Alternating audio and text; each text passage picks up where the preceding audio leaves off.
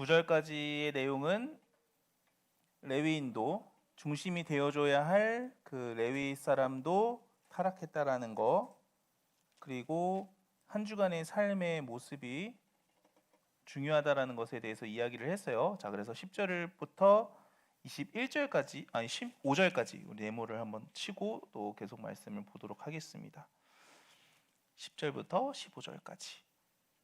아까 설명을 한 것처럼 어쩔 수 없이 자기가 이것이 죄라고 깨닫고 잘못하고 있다는 것을 깨닫고 돌아간 게 아니라 어쩔 수 없이 끊을 수밖에 없어서 밤을 지내고자 하지 않고 일어나서 떠나게 됩니다. 10절을 보면 일어나서 떠나 여부스 맞은편에 이르렀으니 라고 말하고 있어요. 근데 여부스가 어디냐면 예루살렘이라는 곳입니다. 굉장히 그래도 낯이 익은 지명이죠. 예루살렘. 자, 여부스 맞은편에 이르렀으니 여부스는 곧 예루살렘이라. 안장 지은 나귀 2마리와 첩이 그와 함께 하였습니다. 11절. 그들이 여부스에 가까이 갔을 때에 해가 지려 하는지라 종이 주인에게 이르되 청하건대 우리가 돌이켜 여부스 사람의 이 성읍에 들어가서 유숙하십시다 하니라고 말을 하고 있어요. 자, 지도를 다시 한번 그리면 에브라임이 이렇게 있다라고 칠게요. 에브라임이 이렇게 있으면 베들레헴이 요 정도 돼요. 베들레헴. 자, 그러면 예루살렘 여부스라고 나오는 이 예루살렘은 어디냐면 이 정도 돼요. 가까운 거리예요. 가까운 거리. 제가 지금 장인의 집 베들레헴을 떠나서 이제 돌아가고 있는 길입니다. 자, 그런데 12절을 보면은 동그라미 쳐놓으세요. 12절. 12절을 보면 이렇게 이야기를 해요.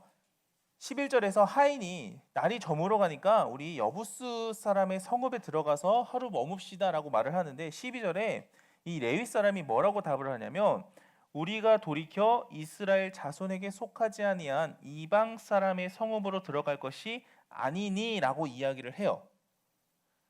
무슨 말이냐면 이 여부스, 이 예루살렘은 그 당시에 이방 사람들이 머물고 있던 곳이에요.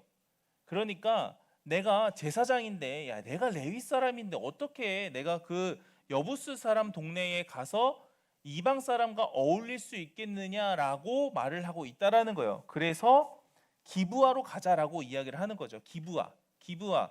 그냥 우리 동족이 살고 있는 기브아라는 곳에 가자라고 이야기를 합니다. 자, 예루살렘이 여기면은 기브아는 여기쯤 돼요. 그러니까 지금 올라가고 있는 방향인데 가다 보니까 날이 저물 것 같아서 그냥 얘가 아닌데 여부스 성읍에 가자라고 말을 하는 건데도 하인을 오히려 나무라는 듯이 말을 하는 거죠. 감히 내가 어떻게 그 사람들하고 섞여서 하루를 머물 수 있겠느냐라고 말을 하는 거예요. 그런데 이 사람이 지금 부정한 죄는 다 지었잖아. 그치? 제사를 준비하는 것도 없었고 자기 마음대로 먹고 마시고 즐겁게 살았고 근데 이제 와가지고는 무슨 척해요?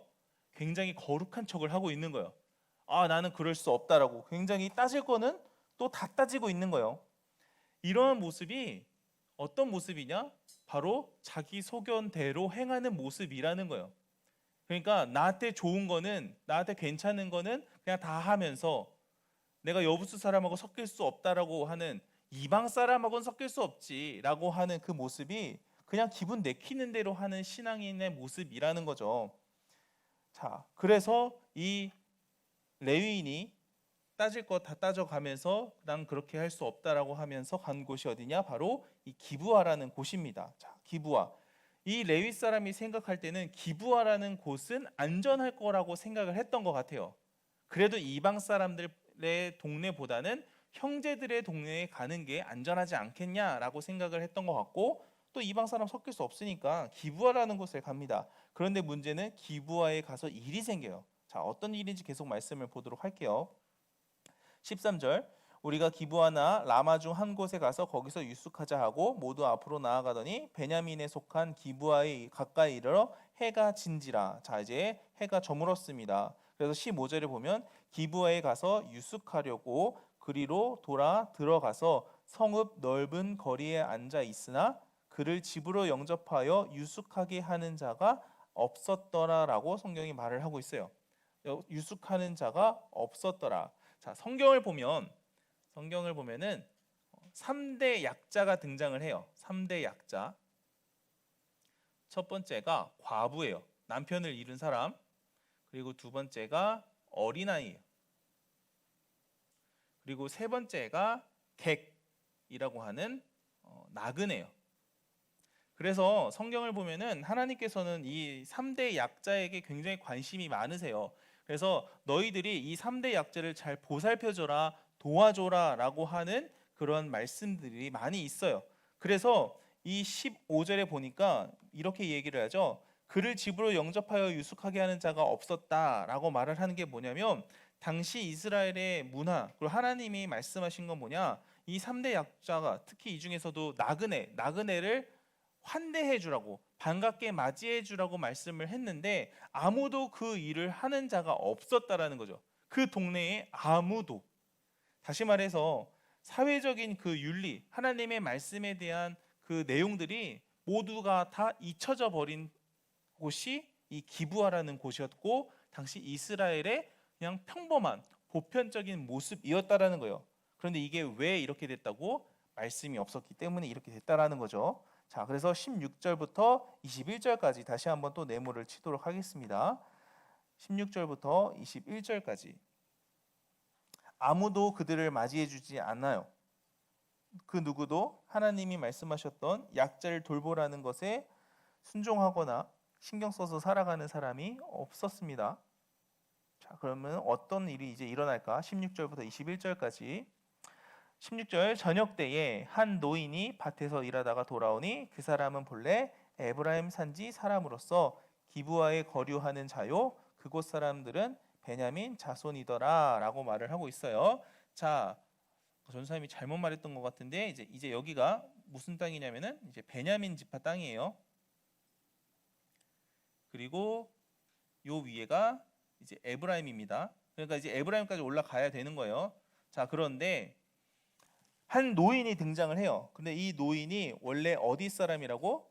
원래 에브라임 사람이다라고 이야기를 하고 있어요. 원래 에브라임 사람인데 기브아에서 여기서 내려와 가지고 기브아에 머물며 살던 사람입니다. 자, 17절. 노인이 눈을 들어 성읍 넓은 거리에 나그네가 있는 것을 본지라. 나그네 3대 약자 중에 하나. 노인이 묻되 그대는 어디로 가며 어디서 왔느냐 하니 라고 물어봅니다. 그냥 그 해가 졌는데 집에도 안 가고 그냥 멀뚱멀뚱 서 있는 거 보니까 궁금해서 물어봤던 거예요. 자, 18절. 그가 그에게 이르되 우리는 유다 베들레헴에서 에브라임 산지 구석으로 가나이다. 나는 그곳 사람으로서 유다 베들레헴에 갔다가 이제 여호와의 집으로 가는 중인데 나를 자기 집으로 영접하는 사람이 없나이다 라고 이야기를 합니다. 자, 둘 다 원래 어디 사람이라고? 에브라임 사람이에요. 그러니까 같은 고향 출신 사람들인 거예요. 같은 고향 출신 사람들끼리 만났어요. 그러면 이 레위인 입장에서 얼마나 반가웠을까? 아, 나를 거두어 줄 만한 사람인가? 라는 생각에 굉장히 반가웠을 거예요. 자, 그런데 이 사람이 이 한 노인에게 자기를 설명하는 모습을 보면은 어딘가 조금 이상해요. 다시 한번 읽어볼게요. 나는 그곳 사람으로서 유다 베들레헴에 갔다가 이제 여호와의 집으로 가는 중인데 라고 이야기를 하는 거죠. 뭐가 이상한지 혹시 알겠어요? 자기가 왜 베들레헴에 갔는지에 대한 얘기는 쏙 빼놓고, 그러니까 자기한테 불편한 얘기는 쏙 빼놓고 자기가 지금 뭐하러 간다고? 여호와의 집으로 가는 중이다, 성소로 가는 중이다 라는 말만 하고 있다라는 거예요. 지을 죄는 다 지어놓고 또 자기 하고 싶은 대로 살면서 필요할 때는 하나님의 일을 하기 위해서 혹은 제사를 드리러 가기 위해서 내가 지금 가고 있는데 내가 지금 머물 곳이 없어서 고생 중입니다 라고 자기를 포장해서 말을 한다라는 거예요. 당신은 내가 제사장이라는 것을 알았으면, 내가 레위인이라는 것을 알았으면 당신은 나를 당신의 집에 머물 수 있게 해줘야 된다라고 라는 식으로 말을 하고 있는 거죠. 하나님의 이름을 팔아먹으면서 그 노인의 환심을, 그 마음을 살려고 하는 거예요. 이 레위인은 레위인으로서 해야 할 일, 레위인으로서 지켜야 될 그런 행실은 지키지도 않으면서 특권을 요구하는 거예요. 나 레위인이니까 나 빨리 당신 집에 머물게 해 주십시오. 나 제사장인데 당신 나를 영접해서 나를 당신의 집에 머물게 좀 해 주십시오라고 특권에 대해서만 계속 요청을 하고 있다라는 거죠. 신부는 다른 사람을 섬기기 위해서 있는 것이지 우리가 대접받기 위해서 있는 게 아닙니다. 사실 이거는 전도사님이 더 경각심을 가지고 봐야 할 말씀이기는 해요. 전도사가 섬기라고 있는 자리지 내가 전도사니까 대접받고 또 섬김을 받기 위한 계급이 아니라는 것을 굉장히 이 말씀을 통해서 우리가 생각해 볼 수 있다라는 거죠. 그리고 혹시 우리들도 내 마음대로 살면서 내 뜻대로 하면서 필요할 때만 하나님의 이름을 팔아먹으면서 하나님의 일을 한다라고 이야기하고 있지는 않은지 우리 한번 좀 생각해 볼 필요가 있을 것 같습니다. 자, 19절. 자, 그래서 이제 자, 이제 얘기를 합니다. 우리에게는 나귀들에게 먹일 집과 여물이 있고 나와 당신의 여종과 당신의 종인 우리들과 함께한 청년에게 먹을 양식과 포도주가 있어 무엇이든지 부족함이 없나이다 하는지라. 20절. 그 노인이 이르되 그대는 안심하라. 그대의 쓸 것은 모두 내가 담당할 것이니 거리에서는 유숙하지 말라 하고. 그나마 다행으로 노인이 이 레위 사람을 영접을 합니다. 아마도 이 제사장이라는 말을 들었기 때문에 레위 사람이라는 것을 알았기 때문에 그냥 지나갈 수가 없었을 것 같아요. 그래서 자기의 집에 들이게 되죠. 그런데 우리 17장에 미가의 집에 레위 사람을 들였을 때 좋은 일이 일어났었어요? 안 일어났었어요? 안 일어났었죠. 이번에도 왠지 그렇게 되지 않을까라고 생각을 하게 됩니다. 자, 이 레위 사람을 들였을 때 어떤 일이 일어났는지를 좀 봅시다. 21절. 그를 데리고 자기 집에 들어가서 나귀에게 먹이니 그들이 발을 씻고 먹고 마시니라. 지금 몇 일 동안 먹고 마셨어요? 5일이나 먹고 마시고 즐겼잖아. 그런데 또 21절에 보니까 뭐래? 들어가서 또 먹고 마신대요. 이 사람은 안식일을 준비하러 가는 길이었다면 제사 드리러, 그러니까 하나님의 집으로 가고 있다라고 말을 했으면 그래도 조금은 자제하고 조금은 절제하면서 다음 날을 준비해서 다음 날 해 일찍 뜨면 바로 떠날 채비를 했어야지. 또 먹고 마십니다. 왜요? 5일 동안 그렇게 살았으니까. 5일 동안 그렇게 살았으니까. 그래서 전사님이 조금 불편한 얘기를 한 가지를 한다면 여러분들이 예배 전에 어떤 모습으로 앉아 있는지를 한번 생각해 보면 좋을 것 같아요. 여러분들이 예배 전에 대부분은 어떤 모습으로 앉아 있는지 알죠? 핸드폰을 많이 하더라고. 핸드폰. 그냥 뭐 예배 전에 한 10분 전에 왔어. 그럼 한 10분 기도할 수 있어. 그런데 여러분들은 뭐 1시간 전, 1시간 반 전에도 오고 그러잖아요. 그런데 예배 전에 와서 내 모습이 어떠한가를 한번 생각해 보면 좋을 것 같아요. 근데 그 모습이 어떤 모습이냐? 내가 일주일 동안 살아왔던 모습의 연장선상에 있다라는 거예요. 이 사람도 지금 그러잖아. 안식일을 준비하러 간다고 여호와의 집으로 가고 있다라고 말해놓고는 들어가서 또 먹고 마시는 거예요. 우리도 하나님을 예배하러 왔다라고 하면서 예배에 대한 준비, 뭐 찬양팀으로 아니면 전사님은 설교 준비로 이런 준비를 말하는 게 아니라 마음의 준비에 대해서는 아무런 준비가 되어 있지 않은 상태로 그냥 예배를 드려버리는 거예요. 제사를 드려버리는 것처럼. 그래서 여러분들한테 한번 물어보고 싶어요. 예배 전 나의 삶은, 나의 일주일은 무엇으로 채워져 있는지, 예배 전 나의 한 주, 예배 전 나의 모습은 도대체 혹시 어떤 모습으로 채워져 있는지, 그냥 일주일 내내 살았던 그 모습 그대로 나와서 그대로 예배 드리고 그렇게 제사 끝 하고 가는 모습이 아닌지 한번 생각해 볼 필요가 있지 않을까 생각을 합니다. 좀 불편한 얘기지만 하나님의 말씀이 내 안에서 불편함을 느끼게 한다면 오히려 그게 진짜로 이건 나한테 하시는 말씀인가라고 생각할 수 있는 믿음이 필요할 것 같아요.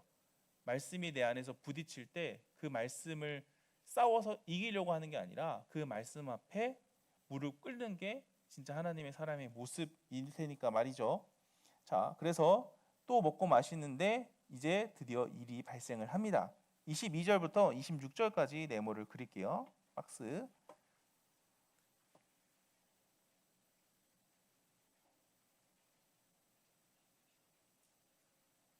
자, 26절까지. 자, 그들이 마음을 즐겁게 할 때에 누가 등장해요? 그 성읍에 불량배들이 등장을 합니다. 자, 불량배. 어떤 사람들일까?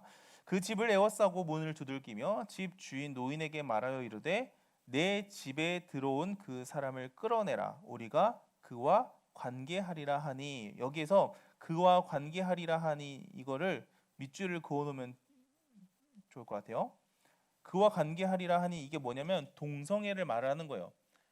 영어 성경을 봐도 그렇고 원어 성경을 봐도 그렇고 여기에 쓰인 단어가 영어는 man 그리고 영어 성경은 남성 3인칭 동사가 쓰입니다. 원어는 남성형 단어가 있고 여성형 단어가 있거든. 근데 여기에 쓰인 거는 남성형이에요. 그 무슨 말이냐면은 그와 관계, 동성애를 할 테니까 끌어내라는 거야. 우리한테 내어주라는 거야. 왜 이 사람하고 동성애를 하고 싶어 할까? 못 보던 사람이잖아. 새로운 얼굴이잖아. 그러니까 내가 그와 관계하고 싶으니까 당신 한 노인, 당신은 나에게 그 사람을 내어주라라고 말을 하는 거예요. 손님을 나그네로 환대를 해주지는 않을 망정. 아까 아무도 이 레위 사람을 맞이해준 사람이 없었잖아요. 그런데 환대는 못해줄 망정, 극진히 모시지는 못할 망정 파렴치한 죄를 짓겠다라고 대놓고 이야기를 하는 거예요. 요즘에 동성애가 많이 뜨겁죠. 법 그 얘기 알아요? 포괄적 차별금지법. 그런데 여기에 대해서도 우리가 굉장히 경각심을 가지고 있어야 할 부분이 있어요. 그게 뭐냐면 동성애자는 소수입니다. 동성애자. 그런데 이 동성애자들이 소외를 당하거나 차별을 당하는 일은 있어서는 안 돼요.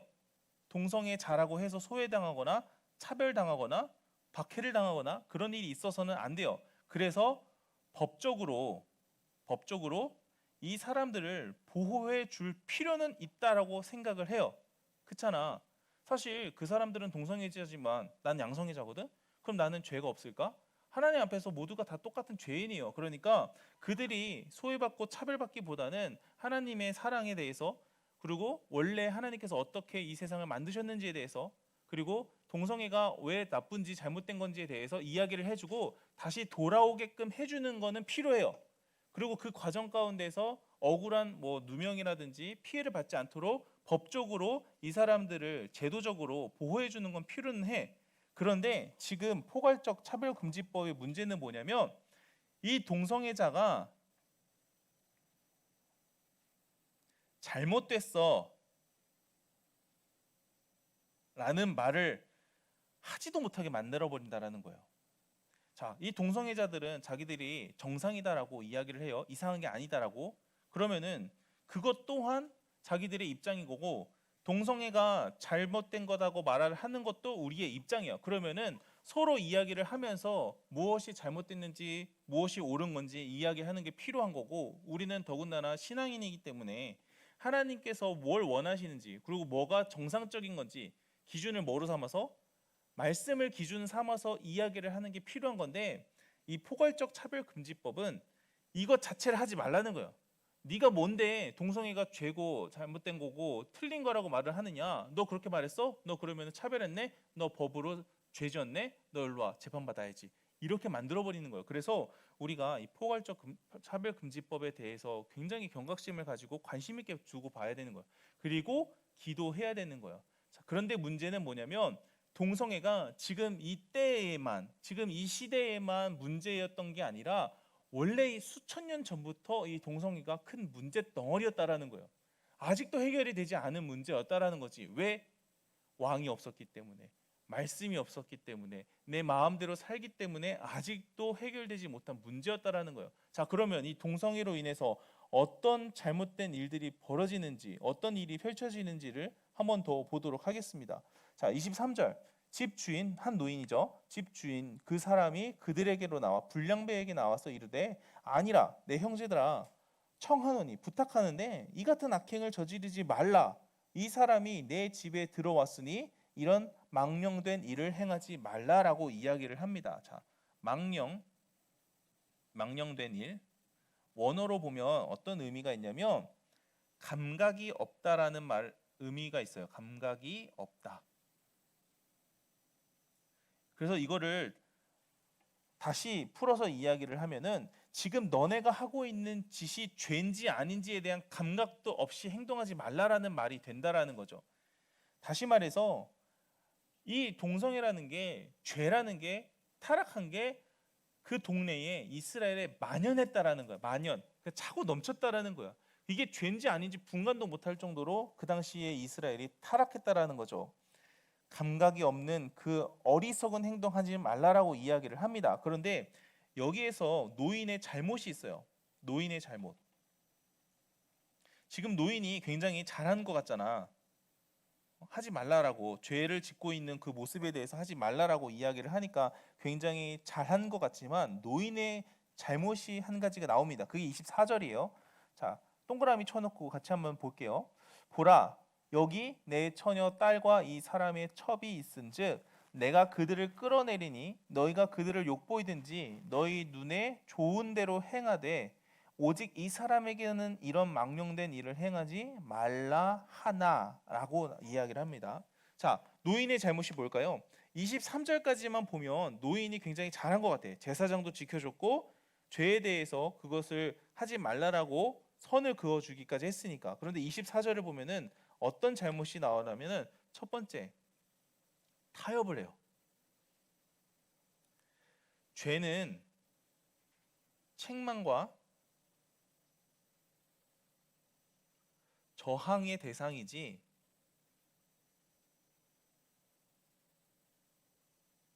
타협의 대상이 아닙니다. 아까 그 장인의 집에서도 그랬죠. 끊어냈어야 됐어요. 계속 먹고 마시는, 제사장으로서 옳지 않은 그 삶의 모습을 살게끔 하는 그 장인의 유혹에 대해서 끊어냈어야 됐어. 하지만 계속 타협한 거야. 아, 그래, 내일 가도 되겠지, 내일 가도 되겠지, 그러다가 어쩔 수 없이 결국 끊어내기는 하는데, 여기에서 노인도 그러한 모습을 보이고 있는 거예요. 타협하는 거죠. 당신들 그러지 마라. 그런데 뭐라고? 내 처녀 딸, 남자를 모르는 처녀 딸과 이 사람의 첩이 있으니까 내가 당신들에게 그들을 끌어내 주겠다. 그러니까 당신들이 욕보이든지 말든지 너희 눈에 좋은 대로 행하고 이 사람만은 건들지 말아라라고 이야기를 하고 있는 거예요. 타협하고 있는 거죠. 딜을 하고 있는 거예요. 뭐에 대해서? 죄에 대해서. 죄에 대해서 타협하고 있는 거예요. 하지만 죄는 타협해서 될 대상이 아니에요. 죄를 이길 수 있다라고 장담할 수 있는 사람은 아무도 없어요. 아무도 없어. 예수님을 제외하고는 모두가 다 죄인이에요. 바울 사도, 제일 위대한 복음 전달자인 바울 사도도 자기를 뭐라고 이야기하냐면 나는 죄인 중에 괴수다라고 이야기를 해요. 죄인 중에 괴수다. 그런데 누가 감히 죄에 대해서 나는 괜찮습니다라고 장담할 수 있겠어요?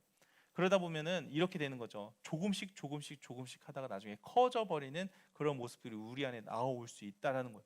그렇기 때문에 여러분들도 그렇고 저도 그렇고 죄에 대한 유혹이 왔을 때, 흔들림이 있을 때, 그래, 이 정도는 괜찮겠지. 아까 얘기했던 한 번은 괜찮겠지라고 할 게 아니라, 타협할 게 아니라 끊어낼 수 있어야 된다는 거예요. 자, 그럼 두 번째 잘못은 뭘까? 두 번은 가장으로서 가부장적인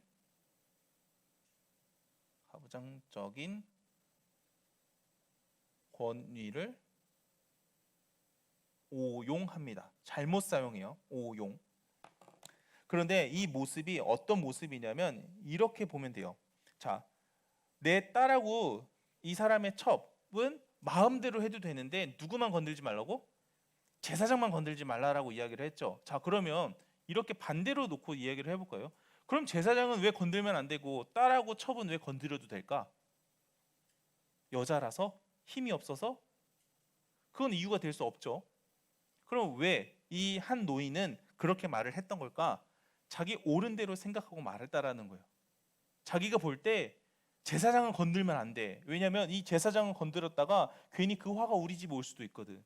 괜히 우리 동네에 그 화가 올 수도 있거든. 물론 잘못된 죄 많은 제사장이긴 하지만 모르잖아. 이 노인은 그 사람이 어떤 사람인지, 어떤 삶을 살았는지. 그러니까 제사장은 보호해야 된다라고 생각을 했고, 이 처녀 딸 그리고 이 첩은 더럽혀져도 된다고 생각을 한 거예요. 누구 마음대로? 내 마음대로. 그러니까 가부장적인 그 권위, 가장으로서 내 딸을 당신들에게 줄 테니까 건들지 말라라고 이렇게 타협을 하고 있다라는 거예요. 자기 살겠다고, 자기가 지켜야 되는 것을 지키겠다고 그냥 내가 마음대로 행동하는 그 모습이 바로 자기 소견대로 옳게 행동하는, 자기가 보기에 마음대로 좋은 대로 행동하는 그 모습의 대표적인 예라는 거죠. 자, 그런데 문제는 뭐냐면 그렇게까지 말을 했는데도 25절을 보니까 무리가 듣지를 않습니다. 그러자 이제 그 사람이 나서요. 이 그 사람은 누구냐면은 레위 사람이에요. 레위 사람이라고 써놓으면 좋아요. 헷갈리니까. 그 사람이 자기 첩을 붙잡아 그들에게 밖으로 끌어내매라고 이야기를 해요. 밖으로 끌어내매. 자, 만약에 이 첩이 내가 당신을 떠나서 넉 달이나 편하게 지냈는데 당신에게 잘못했다라는 것을 뉘우치는 마음으로 내가 당신을 보호하기 위해서 내가 그들을 상대하겠습니다 라고 말을 했다면 끌어낸다라는 말을 썼을까? 그러지 않았겠지. 끌어낸다라는 말을 썼다라는 거는 뭐냐면 가기 싫어했다라는 거예요. 근데 이 그 사람 레위 사람이 이 첩을 붙잡아서 끌어내요. 강제로 데리고 나가겠다라는 거예요. 왜? 얘가 안 나가면 내가 나가야 되거든. 얘가 안 나가면은 내가 이 불량배들하고 동성애 짓을 밤새도록 해야 되거든. 그러니까 이 레위 사람은 자기가 살겠다고 첩을 버리는 거예요. 첩을 두는 것도 잘못한 행동이었는데 이 첩을 진짜로 사랑했던 게 아닌 거죠. 그냥 쾌락적으로 이기적으로 내가 좋으니까 첩을 뒀던 거야. 그런데 위기가 생기니까 어떻게 해요? 내버리는 거예요. 너가 나가라고. 안 나가? 힘으로 끌고 나가는 거죠. 진짜 잔인한 행동이지 않아요? 근데 이걸 누가 하고 있어? 레위 사람이 하고 있는 거예요. 그 노인도 아니고 레위 사람이. 1차적으로는 뭐 지금의 목사님 전도사님이라고도 할 수 있지만 우리가 2차적으로 보면은 그리스도인도 이러한 행동들을 하면서 살아간다라는 거예요. 내가 필요할 때는 하나님을 찾고 필요 없을 때 하나님을 내버리는 행위. 나 살겠다라고 하나님을 배신하고 하나님 안 믿는다라고 말하는 그런 베드로와 같은 행위들을 우리들도 하고 있다라는 것을 우리가 꼭 깨달을 수 있어야 한다라는 거죠. 자, 그래서 어쨌든 이 레위 사람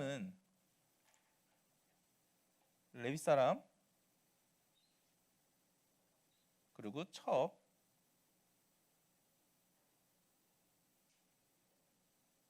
이거 가지고 또 남녀 왜 이렇게 나누냐 하는 사람 없죠? 그냥 상징적으로 봐요. 자, 레위 사람이 자, 불량배 곱하기 그냥 대충 10, 한 10명 정도 왔다고 치면 레위 사람이 첩을 불량배에게 줍니다. 자, 그래서 이 첩이 이제 어떻게 되는지 한번 보세요.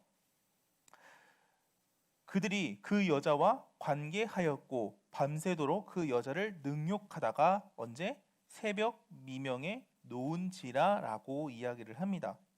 새벽 미명이라는 건 뭐냐면 해가 뜨기 전, 그러니까 해가 밝기 바로 전이 미명이에요. 그러니까 새벽 이제 동틀 때까지, 해 뜰 때까지 이 여자를 성폭행을 한 거예요.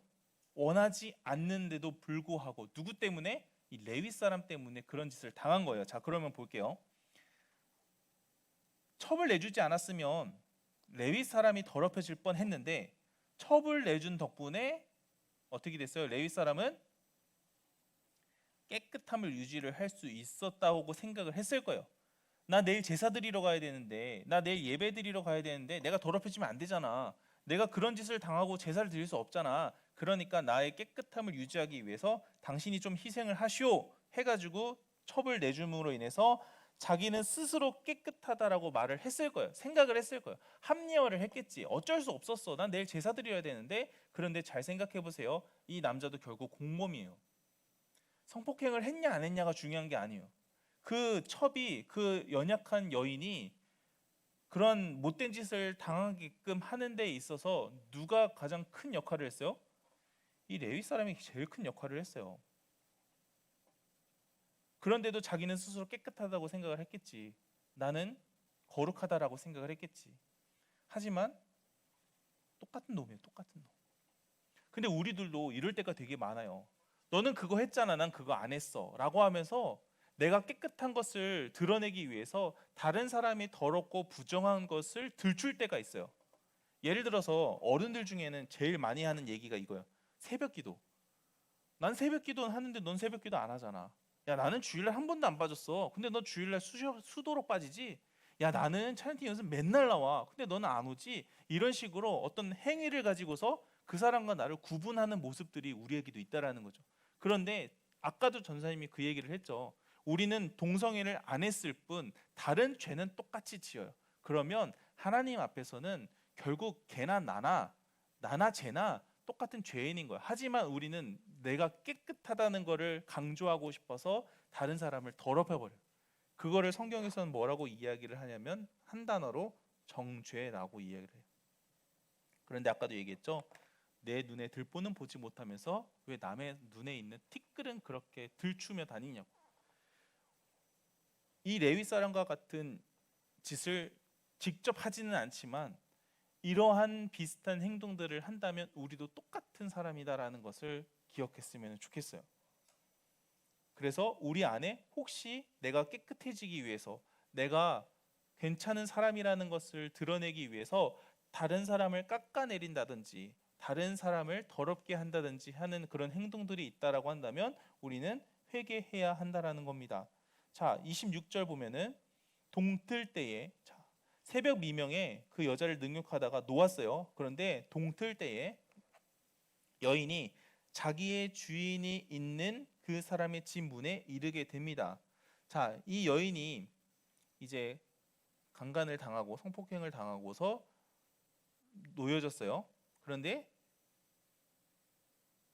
집이야. 그 노인의 집. 거리가 좀 있었나 봐. 그래서 이 여인이 생각을 한 거예요. 아, 내 주인이 분명히 내일 아침에 떠날 텐데, 이 아침에 떠날 텐데. 그래서 힘도 없는데 그 사람의 집 문에 이르러 엎드려질 때까지, 무슨 말이냐면은 이동했다라는 거예요.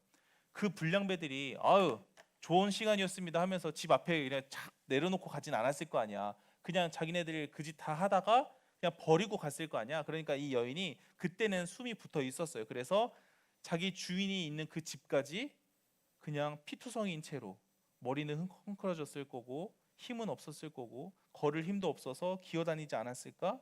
그렇게 집 앞에까지 도착을 해요. 그런데 26절을 보니까 엎드려져 있는데 27절에 이렇게 이야기해요. 그의 주인이 일찍이 일어나라고 이야기를 해요. 그의 주인이 일찍이 일어나. 자, 자기 첩이 누구 때문에? 자기 때문에 그 짓을 당하고 있는데 이 제사장은 뭐 하고 있어요? 욕 나오지. 욕을 할 수는 없고 쳐 자고 있는 거야. 뭐 기다렸을 수도 있겠지. 걱정이 돼가지고. 그런데 세상 가장 무거운 게 뭐예요? 눈꺼풀이잖아. 그러니까 졸음을 참지 못하고 그냥 잠들어 버린 거야. 아까 먹고 마셨다며. 그러니까 배도 부르고 하니까 엄청 졸렸겠죠. 그래서 잠이 들어버려. 그런데 26절에 보면은 그 집 문에 이르러 엎드려져 밟기까지 거기 엎드려져 있었대요. 지 남편은 처 자고 있고 그 노인은 뭐 하고 있는지 보이지도 않고 이 여인은 그 피투성이가 된 채로 그 험악한 짓을 당한 채로 문 앞에 누워 있는데 아무도 문을 열어주지 않았다라는 거예요. 아무도 그 여자에 대해서 신경 쓰는 사람이 없었다라는 거죠. 끔찍한 일이 어디에서 일어났어요? 기브아라고 했던, 아까 얘기했죠. 아, 예루살렘은 갈 수 없어. 거긴 이방인의 동네잖아. 내 형제의 동네인 기브아로 갑시다 해서 기브아로 갔어요. 거기가 안전할 거라고, 거기 가면 괜찮을 거라고 생각해서. 그런데 결국 거기에서 끔찍한 일을 당하게 됩니다. 자, 27절부터 30절까지 네모를 치도록 할게요.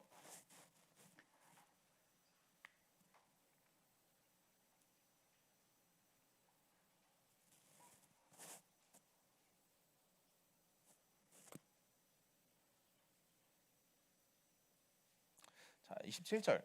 그의 주인이 일찍이 일어나 쳐 자고 있다가 이제서 눈을 뜬 거죠. 아, 맞다. 오늘 제사 드리러 가야 되는데. 아, 오늘 교회 가야 되는데.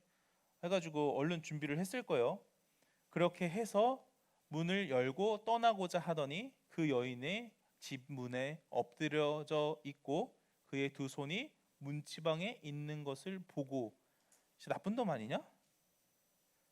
이 말씀을 이렇게 잘 읽어보면은 어떤 상황이냐면 여인이 지금 집에 안 들어와 있는 거예요. 밤새도록.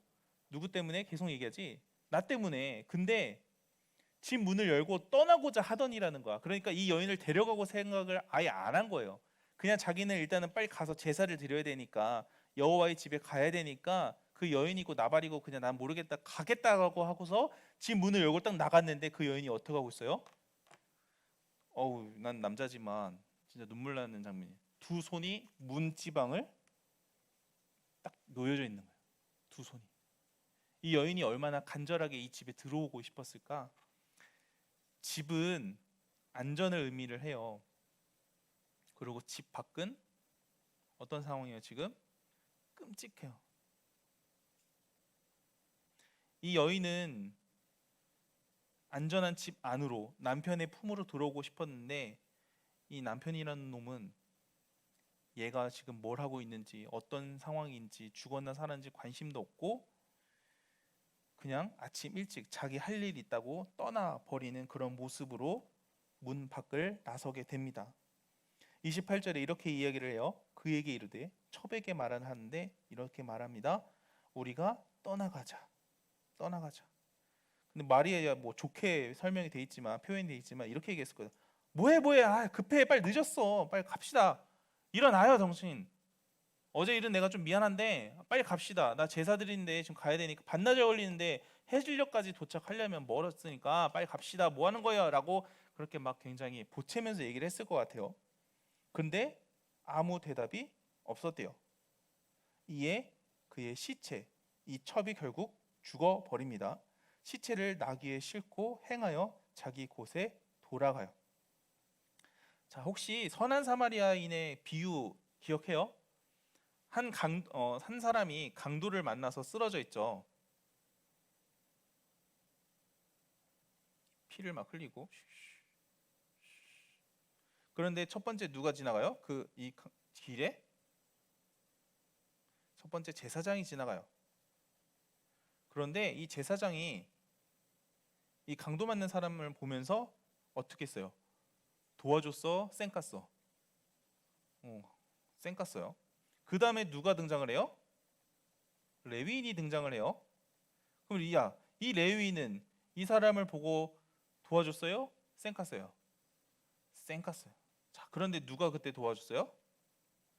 자기들이 그렇게 무시하는 사마리아인이 와가지고 이 사람을 도와줍니다. 자, 그런데 전사님이 하고자 하는 말은 뭐냐면 이 제사장하고 레위인이 이 강도 만난 사람을 도와주지 못했던 이유가 뭐예요? 피 때문이에요. 피를 만지면 부정해져요. 부정해지면 율법에 따라서 일정한 기간 동안에 이 정화되는 시간이 필요해요. 그 말은 뭐냐면 제사장이 피를 만지면 제사를 못 드리고 레위인이 피를 만지면 성전에서 봉사를 못 해요. 자, 다시 돌아와서 그럼 이 제사장은 이 첩을 만지면 됐어요? 안 됐어요? 안 됐어. 만지면 안 되는 거야. 아무리 자기 첩이고 자기가 잘못을 했어도 율법을 정말로 지키는 사람이었다라고 한다면 만지면 안 됐던 거야. 그런데 지금은 어떻게 해요? 이에 그의 시체를 나귀에 싣고 이 나귀를 뭐 하려고 가져왔던 거예요? 같이 돌아가려고 이 나귀를 가지고 온 거잖아. 같이 나귀 타고서 집으로 가려고. 근데 거기에 지금 뭐가 실렸어요? 살아있는 첩이 아니라 시체가 실린 거예요. 근데 그걸 누가 실었겠어? 물론 하윈이 실었을 수도 있어요. 하지만 이 남편이 말을 걸면서 살았나 죽었나 흔들어 보고 깨우고 그래도 안 되니까 안 되겠다. 빨리 급하니까 일단은 싣고 가자. 가서 내 할 일 하고 그 나중은 다음에 생각하자라고 하지 않았을까? 전사님 왜 계속 이 이야기를 할까요? 지 멋대로 생각하고 지 멋대로 행동하는 거예요. 왜? 말씀이 없으니까. 제사장이라고 하는 놈도 그리스도인도 자기 마음대로 멋대로 행동하고 생각하면서 살아갈 수 있다라는 거예요. 뭐가 없으면? 말씀이 없으면. 자, 그래서 29절에 그 집에 이릅니다. 아무와 이게 생략이 된 것 같아요. 둘 중에 하나요. 어쨌든 여호와의 집에 간다라고 했으니까 첫 번째는 제사를 다 마치고 자기 일을 다 마치고 왔거나 두 번째는 제사도 안 드리고 그냥 자기 집으로 바로 직행했을 수도 있어요. 뭐 어쨌든 간에 자기 집에 이제 도착을 합니다. 이제 자기 에브라임 집에 도착을 해요. 그런데 이 사람이 지금 무슨 짓을 하냐면 칼을 가지고 와요. 그래서 자기 첩의 시체를 거두어서 어떻게 하냐면 그 마디를 다 찍습니다. 하나, 어떻게 해야지 12개가 나올까? 하나 자르고, 2개 자르고, 자르고, 또 어떻게 자를까요? 여기도 자르고, 팔꿈치도 자르고, 그럼 나오나? 아무튼 대충 이렇게 계속 다 각을 뜬 거예요. 그 마디를 찍어 12덩이를 만들랍니다. 누가? 제사장이. 그런데 그것을 어떻게 하냐면 이스라엘 사방에 보내요. 자, 시체를 지금 무슨 짓을 하고 있냐면 난도질을 하고 있는 거예요. 근데 이게 왜 이렇게 하는지를 보면은 30절에 나옵니다. 30절 같이 한번 읽어볼게요. 시작. 그것을 보는 자가 다 이르되 이스라엘 자손이 애굽 땅에서 올라온 날부터 오늘까지 이런 일은 일어나지도 아니하였고 보지도 못하였도다. 이 일을 생각하고 상의한 후에 말하자 하니라 라고 이야기를 합니다. 자, 30절 말씀만 보면은 굉장히 정의감에 불타는 사람처럼 보여요. 무슨 말이냐면 그 시체를 이제 다 보내는 거야. 보내면서 편지를 썼던 사람을 보냈던 이렇게 했겠지. 이렇게 말을 했을 거예요. 내 첩이 지금 이러한 짓을 당했습니다. 당신들은 이 시체를 보면서 무슨 생각이 드세요? 말도 안 되는 이러한 일이 지금 이스라엘 가운데에서 베냐민 지파 땅에서 일어났습니다. 자, 그러면 우리가 어떻게 해야 될까요? 저 베냐민 놈들 가만히 둬야 되겠습니까? 자, 모이십시오. 우리가 이 일에 대해서 어떻게 해야 될지 상의해 봅시다 라고 이야기를 하는 거예요. 굉장히 정의감에 불타는, 내 첩을 잃은 그 상실감에 이걸 어떻게든 복수해야 된다라고 생각하는 그런 되게 사랑꾼 같은 정의감에 불타는 사람처럼 보이지만 그런 사람이었다라고 한다면 아까는 왜 침묵을 했을까?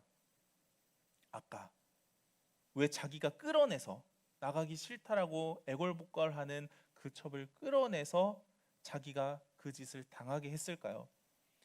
처음부터 끝까지 죄로 인한 일이에요. 첩을 둔 것도 죄고, 그거 또 베들레헴까지 가서 첩을 뒀어요. 이것도 죄고, 먹고 마신 것도 죄고, 그리고 제사를 제대로 준비하지 않은 것도 죄고, 그러다가 결국 그 끔찍한 일을 당한 것도 죄예요. 그런데 30절을 보면은 이 얘기가 하나도 안 나와요.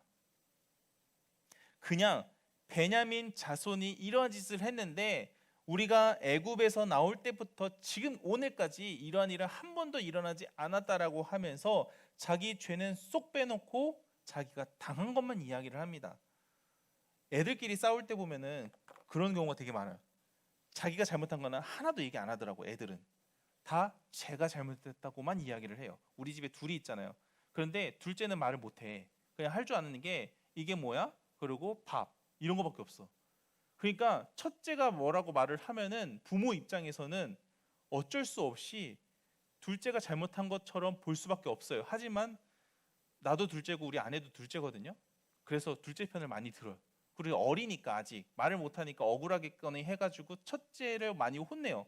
그런데 가끔 보면은 첫째가 잘못했는데도 불구하고 자기 잘못한 건 얘기 안 하고 동생이 뺏어갔어. 내가 하고 있는데 와서 무너뜨렸어. 이런 것들만 막 얘기할 때가 있더라고요.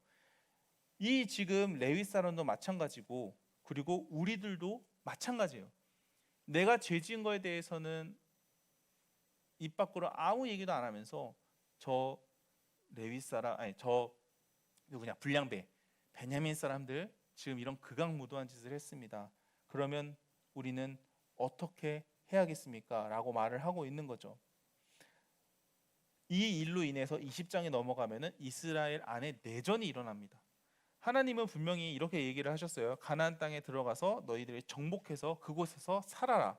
그런데 이 이스라엘이 다른 민족과 다른 나라와 전쟁을 하는 게 아니라 이 일로 인해서 베냐민 한 지파와 11지파가 싸움을 벌이게 돼요. 이 한 일로 인해서 말이죠. 그리고 또 이 레위인이 잘못했던 게 있는데 그게 뭐냐면은 이 시체를 훼손을 시킵니다. 훼손을 시켜요. 그런데 시체를 훼손하는 거는 뭐에 대한 모욕인 줄 알아요? 고인에 대한 모욕이에요. 그래서 드라마나 영화 보면은 그 부검하시는 분들 있잖아요. 그 법의학자라고 그러나 그분들을, 그런 부검하시는 분들이 항상 뭘 하고서 부검을 하는 줄 알아요? 묵도하고서 고인에 대한 명복을 빌고 부검을 하더라고. 왜냐하면 어쨌든 시체에 칼을 대는 거기 때문에 고인에 대해서 명복을 빌고 그런 일들을 하더라고. 그런데 지금은 이 제사장은 뭐예요? 시체를 훼손하는 거예요. 그 자기 때문에 폭력에 희생당한 그녀에 대해서 한 번 더 모욕적인 일을 일삼는 거예요. 근데 이게 왜 그런 걸까? 자기 복수를 하기 위해서 그 짓을 하고 있다라는 거죠. 자기 복수를 위해서. 내가 이러한 일을 당할 뻔했는데, 내가 이러한 일을 지금 당했는데 이 베냐민 지파 놈들 가만히 둘 수 없지. 그래서 이 첩에 대한 미안함이나 그 잘못했다라고 하는 죄송한 마음, 고인에 대한 명복이나 이런 거는 아무것도 없이 그저 자기 복수하겠다라고 그 시체를 찍어서 12덩이나 만들어 가지고 사방 11지파에게 다 보내버린 겁니다. 이스라엘이 이렇게까지 타락을 했어요. 그리고 우리가 읽으면서 느꼈을지 모르겠지만 19장에도 하나님은 등장하지 않아요. 아무도 하나님을 찾지 않고 아무도 하나님을 생각하지도 않고 하나님에 대해서 말하지도 않아요. 19장은. 그래도 18장은 뭐 그나마 뭐 하나님 이름이라도 조금씩 팔아먹는 거긴 하지만 나왔는데 19장은 여호와의 집에 간다라는 말 빼고는 아예 나오지도 않아요. 이게 바로 19장 1절에서 말했던 이스라엘의 왕이 없었을 때 일어났던 일이에요. 다시 말하면 말씀이 없었을 때에 일어났던 일이라는 겁니다. 전사님이 그런 생각도 해봤어요. 만약 3일만 머무르고 떠났었다면 어땠을까? 만약 아예 머무르지 않고 그냥 뭐 하룻밤 정도, 그래도 장인의 집인데 어떻게 바로 가겠어. 그냥 하룻밤 정도만 머물고 해 떴을 때 바로 자기의 원래 자리로 돌아갔다라고 한다면, 성소로 돌아갔다라고 한다면 이런 일이 일어나지 않았을 수도 있지 않았을까라고 생각을 했지만 일은 결국 벌어져 버렸습니다. 그래서 전사님도 여러분들과 이렇게 이야기를 하고 싶어요. 장담할 수 있는 건 아무것도 없어요. 일이 좋게도 풀릴 수 있지만 더 안 좋게도 풀릴 수 있다라는 거죠. 특히 죄에 대해서만큼은 그 누구도 장담해서도 안 돼요. 장담할 수도 없지만 해서도 안 된다라는 거예요. 아유, 나는 한 판만 하고 끌 수 있어. 나는 한 번만 할 수 있어. 나는 한 번만 하면 돼. 이거 한 번쯤이야. 나 한 명쯤이야 라고 생각을 할 수도 있을 건데, 절대로 특히 죄에 대해서만큼은 그 누구도 장담해서도 장담할 수도 없다라는 것을 우리 친구들이 꼭 기억했으면 좋겠습니다. 그래서 죄의 유혹이 왔을 때에는 단번에 끊어내야만 한다라는 거예요. 그런데 그 끊어낼 수 있는 힘이 내게는 없거든. 우리한테는 없어요. 왜냐하면 그게 굉장히 창세기 3장에 나오잖아요. 선악과를 보았을 때 어떻게 표현을 해요? 먹음직도 하고 보암직도 하고 탐스러워 보이기까지 했던 그 선악과가 바로 죄의 원형이거든. 그렇기 때문에 그것을 봤을 때 우리는 바로 누구를 찾아야 되냐면 예수님을 찾아야 돼요. 예수님, 지금 제 안에 죄의 유혹이 찾아왔습니다. 이겨낼 수 있도록, 끊어낼 수 있도록 도와주세요. 이것 때문에 나도 모르게 하나님하고 멀어지지 않을 수 있도록, 나도 모르게 하나님을, 그 이름을 팔아먹는 행위를 하지 않을 수 있도록, 나도 모르게 하나님이 아니라 세상에서 먹고 즐기고 마시는 일로 인해서 더 좋아하면서 그렇게 빠지지 않게끔 나를 도와달라고 우리가 기도할 수 있어야 합니다. 그리고 그 이전에 먼저 늘 깨어 있도록 우리가 항상 말씀을 가까이 해야 된다라는 거예요. 그러니까 한마디만 이것만 얘기하고 이제 마칠게요. 죄라는 게 있어요. 이게 이제 내 마음이라고 한다면, 죄라는 게 내 마음에 다가올 때 죄만 있으면 이게 죄인지 아닌지 알 수가 없어요. 왜냐하면 비교 대상이 없으니까. 이 없으니까. 그래서 비교할 대상이 필요한 거예요. 죄가 내 마음에 가까이 찾아왔을 때 이게 죄인지 아닌지를 구별할 수 있는, 비교할 수 있는 기준점이 하나가 있어야 되는데, 그게 뭐냐면 말씀이라는 거죠.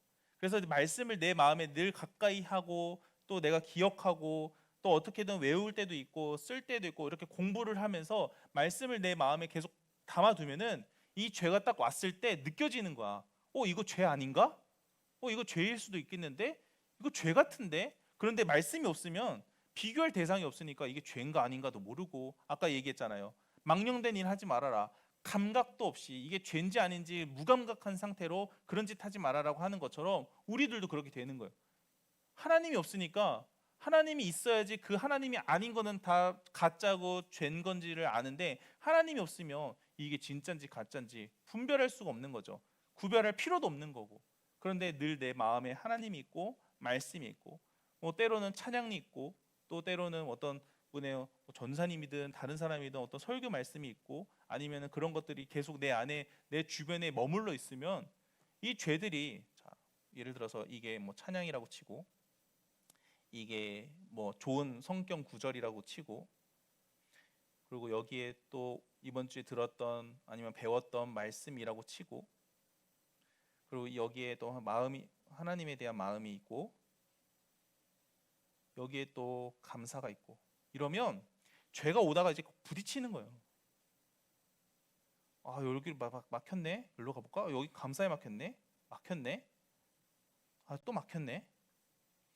그렇게 죄가 내 안에 있는 선한 것과 하나님과 관련된 것과 계속 부딪히게 만들어야 돼. 그러면서 이 죄가 잘못된 거구나, 가짜라는 거구나라는 것을 구별하면서 물려내야지. 안 그러면 아무런 여과장치도 없으면 이 죄는 그냥 아무런 희생도 없이, 아무런 거리낌도 없이 그냥 내 마음 안에 딱 들어와 버리는 거죠. 그리고 나도 모르게 죄가 요만하던 게 요만해지고 요만해지고 요만해지고 이렇게 가득 차 버리는 거예요. 그게 바로 사사기 17장부터 21장까지의 내용이에요. 그래서 성경이 마지막에 이렇게 물어봐요. 이스라엘에 무슨 희망이 있냐? 이런 이스라엘에 무슨 희망이 있냐? 희망은 없습니다. 그런데 그 희망이 없는 이스라엘에게 하나님이 뭘 보내주시냐면 사사를 보내주세요. 그리고 신약에 가면은 예수님을 보내주세요. 그리고 이 마지막 때에는 다시 예수님을 또 보내주세요. 그렇기 때문에 우리가 이 성경을 통해서 결론 내는 것은 뭐냐면, 죄에 무너질 수밖에 없는 나의 소망은 결국 예수님밖에 없구나라는 것을 보게 하는 겁니다. 내가 아무리 전도사고, 내가 아무리 35년, 50년, 70년을 교회를 다녔어도 소용없어요. 말씀이 죄랑 부딪혔을 때 이 말씀이 이기게끔 하는 것을 하지 못한다고 한다면 몇십 년을 믿었는지는 중요하지 않아요. 예수님 그 십자가에 매달리셨을 때 그 강도 중에 한 명은 나와 함께 낙원에 간다라고 했잖아요.